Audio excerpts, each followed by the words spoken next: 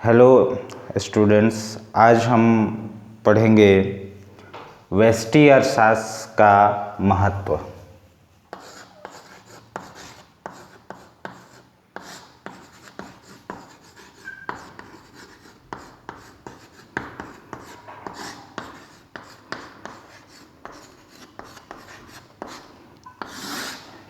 इससे पहले पार्ट 1 में हमने पढ़ा था व्यष्टि अर्थशास्त्र यानी माइक्रो इकोनॉमिक्स किसे कहते हैं और उसकी परिभाषा, उसका अर्थ, उसकी विशेषताएं, इसका हमने अध्ययन किया था। पार्ट 1 वीडियो अगर आपने नहीं देखा है तो उसे देख लीजिएगा। स्टार्टिंग में मैंने आपको ये भी बताया था कि व्यष्टि और समष्टि शब्द का प्रयोग सर्वप्रथम किसने किया था, तो प्रोफेसर रेगनर फ्रिश, ओस्लो विश्वविद्यालय के प्रोफेसर थे वो। ठीक है, तो आज हम पढ़ेंगे व्यष्टि अर्थशास्त्र का महत्व। और पहला महत्व है व्यष्टि अर्थशास्त्र का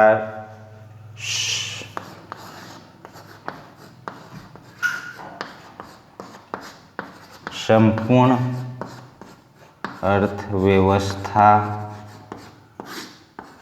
के लिए आवश्यक। व्यष्टि अर्थशास्त्र जो है, इसका अध्ययन आपको मैं पहले ही बता चुका हूँ कि व्यष्टि अर्थशास्त्र में छोटी छोटी इकाइयों का अध्ययन किया जाता है और समष्टि अर्थशास्त्र में समग्र का, संपूर्ण अर्थव्यवस्था का अध्ययन किया जाता है। लेकिन अगर हमको छोटी छोटी इकाइयों की जानकारी नहीं होगी तो हम समग्र का ज्ञान कहाँ से प्राप्त कर सकते हैं। उदाहरण स्वरूप आप एक कक्षा को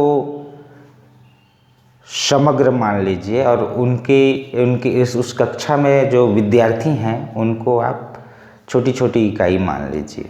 अगर आप उस कक्षा की जानकारी चाहते हैं, उस संपूर्ण कक्षा का क्या परफॉर्मेंस है उसको जानना चाहते हैं, तो एक एक विद्यार्थी की जानकारी आपको लेनी पड़ेगी, तभी आप पूरी कक्षा की जानकारी हासिल कर सकते हैं।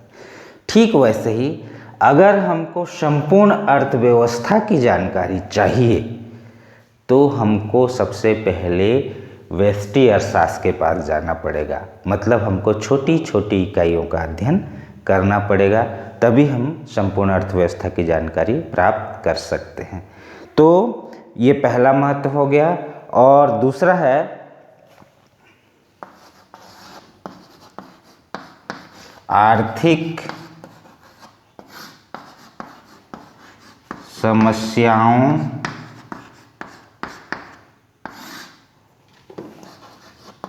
के समाधान में सहायक। व्यष्टि अर्थशास्त्र आर्थिक समस्याओं के समाधान में भी मदद करता है। और अर्थव्यवस्था में बहुत सारी समस्याएं होती हैं। मैं कुछ एक समस्याओं के नाम आपको गिनाता हूँ, जैसे आपका मूल्य निर्धारण,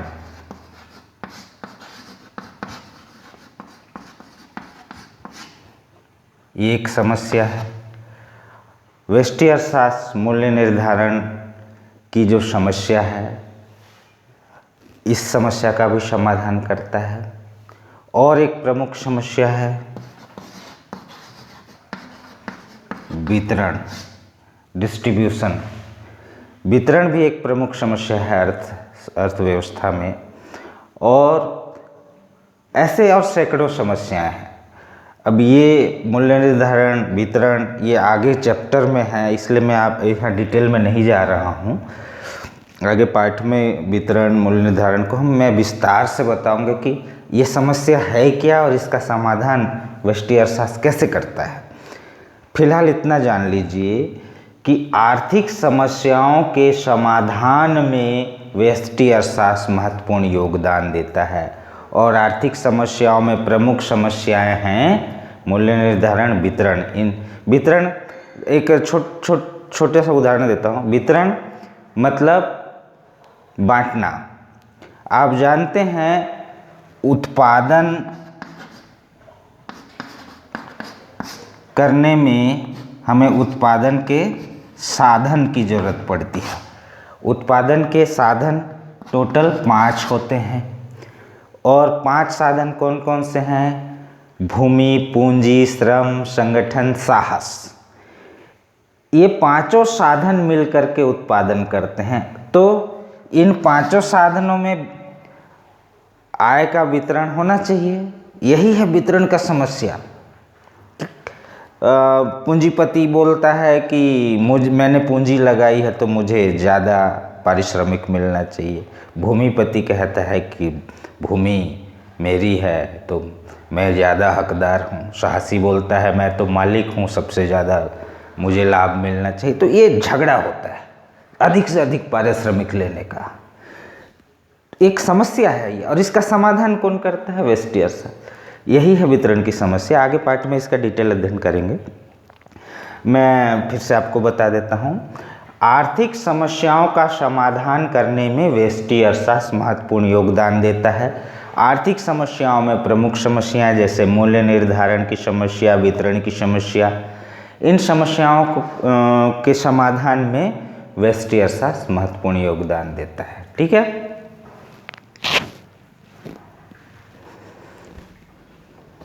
अगले बिंदु पे चलते हैं।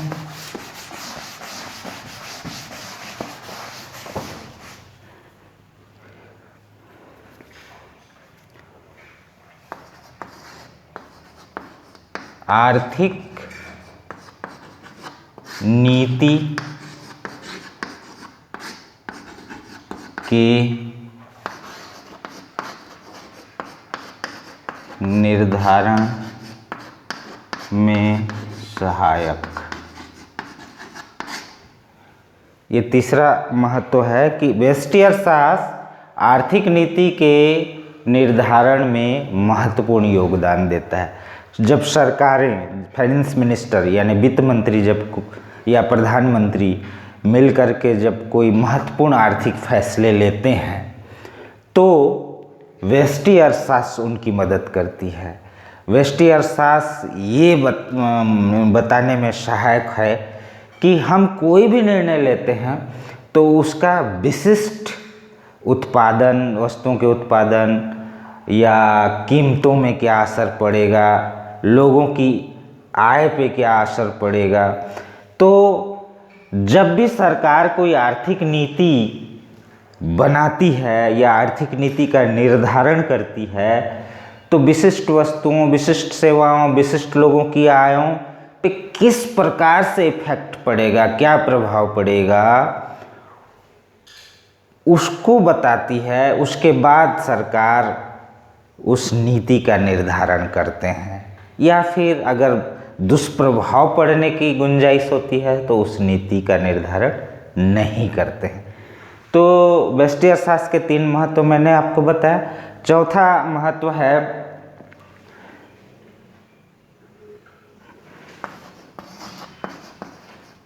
व्यक्तिगत इकाइयों की समस्याओं के निराकरण में सहायक। व्यष्टि अर्थशास्त्र में आपने पढ़ा था कि व्यक्तिगत इकाइयों की जो समस्याओं का अध्ययन करता है। मैंने शुरू में आपको बताया था कि व्यष्टि अर्थशास्त्र व्यक्तिगत इकाइयों की समस्याओं का अध्ययन करता है, न सिर्फ अध्ययन करता है। ये चौथा बिंदु में मैं आपको बता रहा हूँ कि व्यष्टि अर्थशास्त्र न सिर्फ व्यक्तिगत इकाइयों की समस्याओं का अध्ययन करता है बल्कि उन समस्याओं के समाधान को भी बताता है। ओके, तो व्यष्टि अर्थशास्त्र में मैंने आपको ये 4 महत्व बता दिए हैं। अब मैं आपको बताऊंगा कि व्यष्टि अर्थशास्त्र की सीमाएं या limitation of micro economics. Okay, मैं तब तक वीडियो को पॉज करता हूं ब्लैक बोर्ड साफ करने से पहले।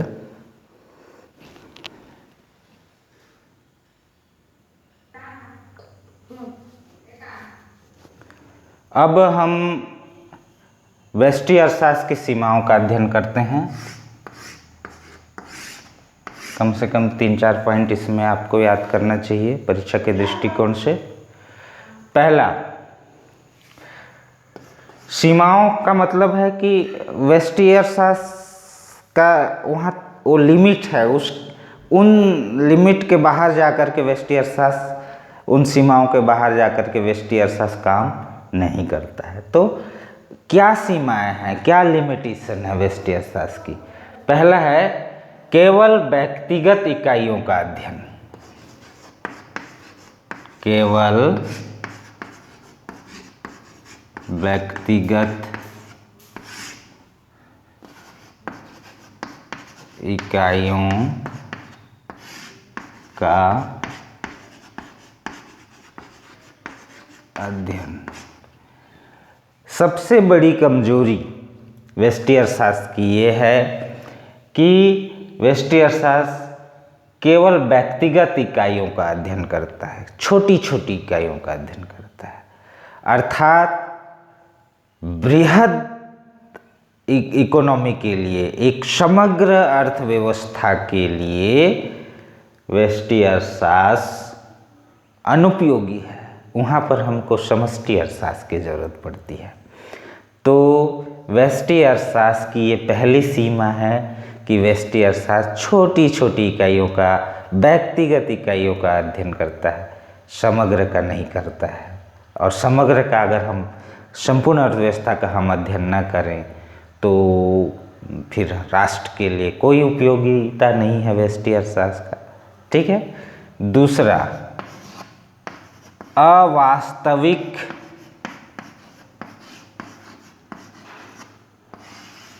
मान्यताएं।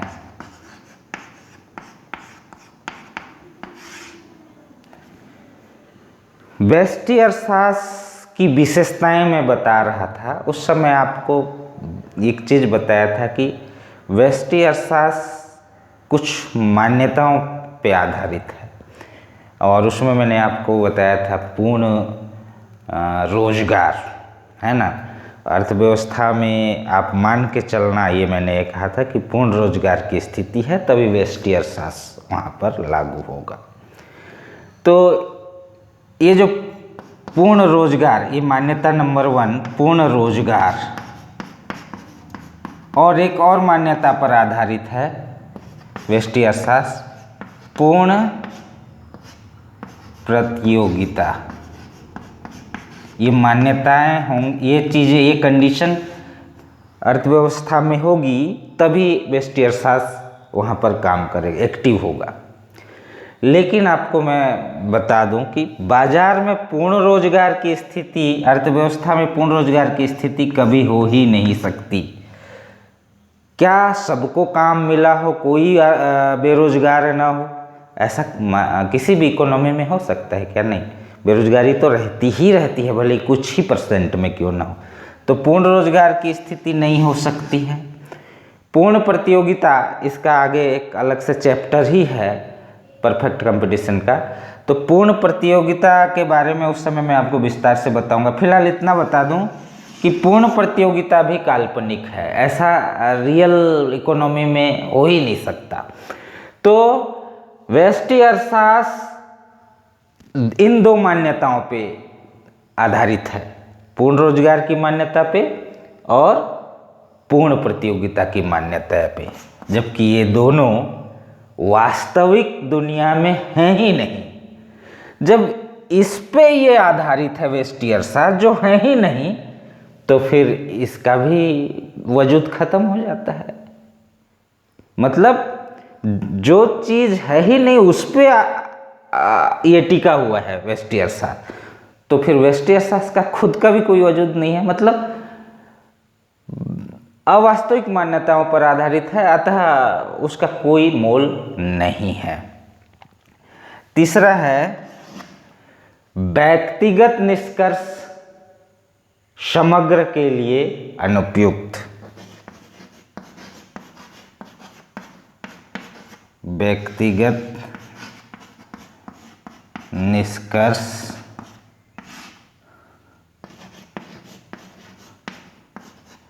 समग्र के लिए